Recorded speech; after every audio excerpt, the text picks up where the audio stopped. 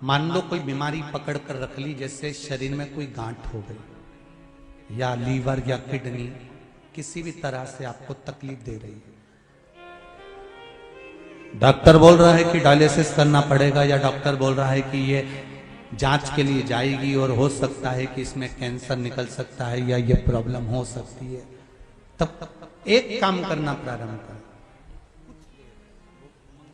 कुशोदक जल शिव जी को चढ़ाना प्रारंभ कर। एक जल के पात्र में कुश डालना, क्या डालना है? कुश, कुशा जो होती है उसका कुशा डाल दीजिए और उस कुशे को वापस निकाल लीजिए। 10 मिनट 20 मिनट तक उस जल के अंदर कुश पड़ा होना चाहिए। वो कुशा वापस निकालने के बाद में जिस व्यक्ति को रोग है और रोग का इलाज लग नहीं रहा हो या तकलीफ आ रही हो, तो कुशोदक जो जल होता है वो शिव जी को श्री शिवाय नमस्तुभ्यम बोलकर समर्पित करना चाहिए। उसी का आधा चम्मच से भी आधा चम्मच भाग लेकर आ जाओ, थोड़ा सा शरीर पर छीटा, थोड़ा सा आचमन उस कुशोदक जल का करना प्रारंभ कर दीजिए। बाबा चाहेगा शरीर ठीक होना प्रारंभ हो जाए।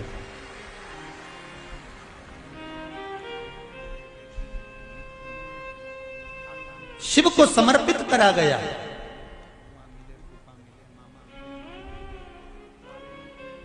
कुश का जल भगवान शंकर को जब समर्पित किया जाता है तो केवल शिव के लिए नहीं रहता, वो जल हमारे पूर्वजों के लिए भी रहता है। उसका लाभ हमारे पूर्वज भी हमें प्रदान करते हैं, केवल शिव के लिए नहीं।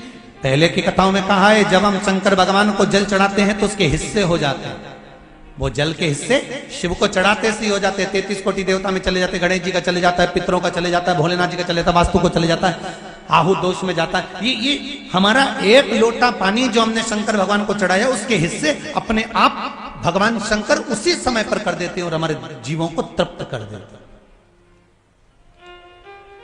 भगवान ब्रह्मा ने भगवान विष्णु से कहा तुम्हारे पिता कौन है?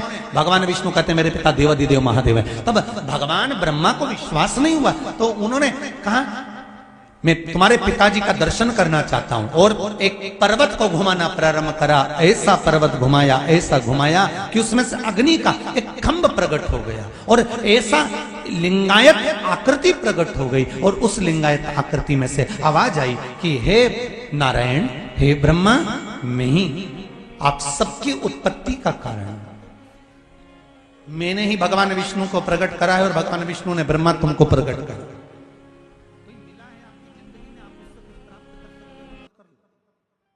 वो आपको देने के लिए आया, कोई ज्ञान देगा, कोई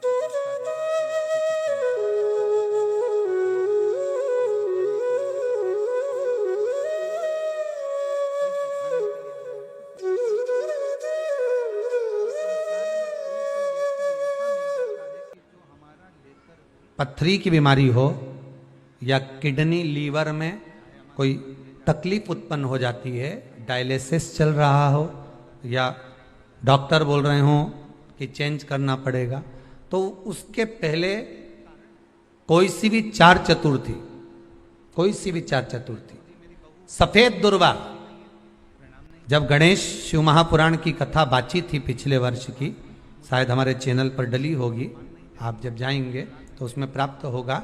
तो सफेद दुर्वा, और दुर्वा का भी वर्णन करा था कि दुर्वा कहां से उत्पन्न हुई थी, दुबा का भी व्याख्यान वर्णन करा था कि दुबा का महत्व क्या है, इसको अमृत क्यों कहते हैं, उसका भी वर्णन करा गया था कि सारे पेड़ पौधों को काट कर पटक दो वो सूख जाते हैं, पर दुर्वा को भले काट लिया 1 साल बाद वापिस ले जाकर डाल दो और पानी के अंदर दुर्वा हरी हो जाती है, अमृत कहते हैं उसको। तो उसमें सफेद दुर्वा, जिसका किडनी लीवर का प्रॉब्लम होता हो उसको सफेद दुर्वा बालचंद्र का स्मरण कर कर 7 बार घुमाकर वो सफेद दुर्वा सुबह के समय खाली पेट थोड़ी सी दुर्वा का भाग दांतों से चबा चबा कर उसको निगल लेना चाहिए। पथरी होती है तो 15 से 20 दिन में वो बाहर निकल जाती है, किस मार्ग से निकले, यूरिन आदि के माध्यम से वो बाहर हो जाती है। और अगर किडनी लीवर की प्रॉब्लम होती है, डायलिसिस चल रहा होता है, तो उसमें भी आपको सुख की प्राप्ति होती है। हफ्ते में अगर 2 डायलिसिस हो रहे हैं तो हो सकता है बाबा चाहेगा विश्वनाथ तो 1 कर देगा। धीरे धीरे उसको फिर 4 चतुर्थी कर लीजिए। सफेद दुर्वा का सफेद दुर्वा कहाँ मिलती है? तो कहा जहां जलाशय होता है, जहां कुआं हो, बावड़ी हो, तालाब हो, पानी जहां भरा रहता है, उसके नजदीक में सफेद दुर्वा उत्पन्न होती है। सफेद दुर्वा वहां रहती है।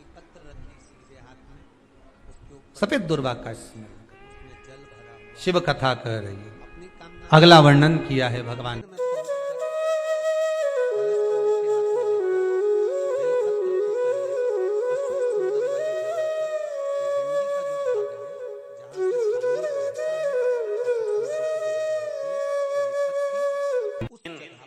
अगर बेलपत्र खाओगे शंकर जी के मंदिर की तो मुख में जीवान छार छार हो जाता है। बोलो सही है?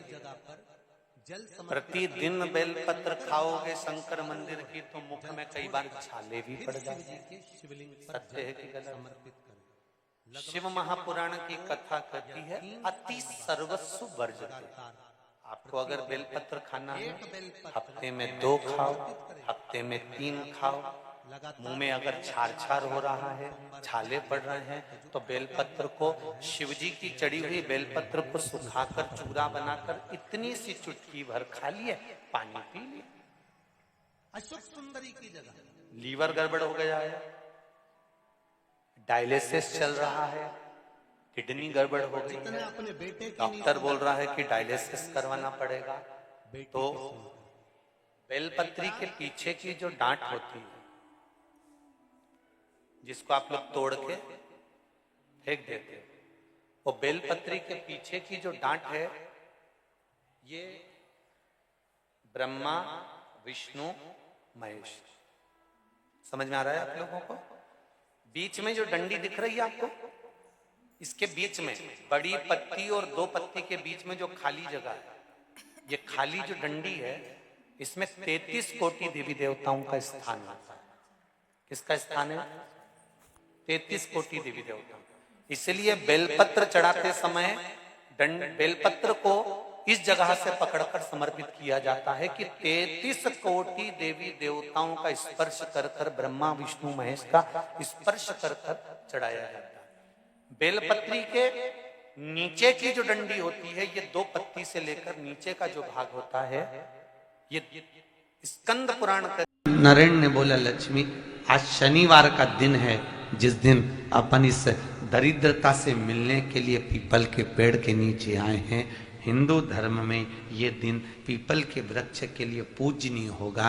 जो भी शनिवार के दिन पीपल के वृक्ष की पूजन करेगा, दूध चढ़ाएगा या मिष्ठान का भोग लगाएगा, लक्ष्मी और नारायण उसके घर में प्रवेश